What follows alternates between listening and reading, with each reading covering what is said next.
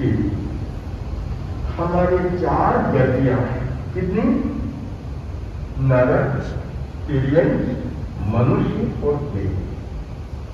हम सब मनुष्य हैं, मनुष्य गति के जीव हैं।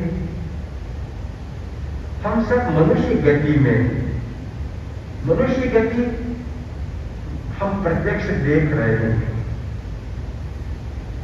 दो गतियां हमारे सामने हैं, एक मनुष्य गति और एक है तिर्यंच गति। तिर्यंच गति में गाय, भैंस, घोड़ा, गधा, बंदर आदि आदि सारे पशु, पक्षी, जानवर, पानी में रहने वाले छोटे बड़े सारे के सारे इस धरती पर मनुष्य को छोड़कर जितने जीव दिखाई दे रहे हैं वो सारे के सारे तिर्यंच गति के खाते में आते हैं। कौन से गति के खाते में? चाहे वह एक इंद्री वाला हो, चाहे दो इंद्री वाला हो, चाहे तीन इंद्री वाला हो, चाहे चार इंद्री, चाहे पांच इंद्री, मनुष्य को छोड़कर शेष पांच इंद्री वाले जीव। तो ये बात ध्यान देने की कि दो गतियां तो सामने है, प्रत्यक्ष है, दो गति परोक्ष है जो सामने नहीं दिखाई नहीं देती।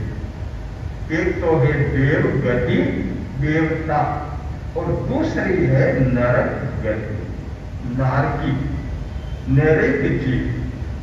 देवता भी पांच इंद्रिय वाले होते हैं, एक इंद्रिय, बेंद्री, तेंद्री नहीं होते हैं, सारे देवता पंचेंद्रिय होते हैं।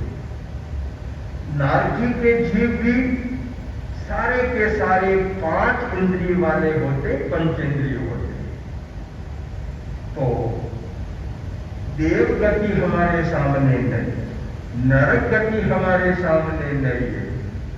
दो गतियां परोक्ष, दो गतियां प्रत्यक्ष।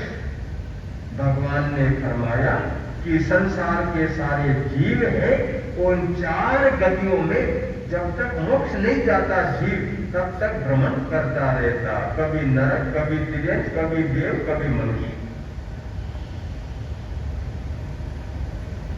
हम आपको बता दें कि भगवान की वाणी के आधार पर ये जीव जिस गति में जन्म लिया उस गति में पुनः पुनः बार बार लगातार कितनी बार जन्म ले वो गति में मिलेगी, यही एक सवाल किया। तो आपको भी बता दें और ध्यान से सुनना, क्योंकि भगवान की वाणी के आधार पर बताया जा रहा है, मन गणित नहीं है। वितरा की वाणी अन्यथा नहीं होती है।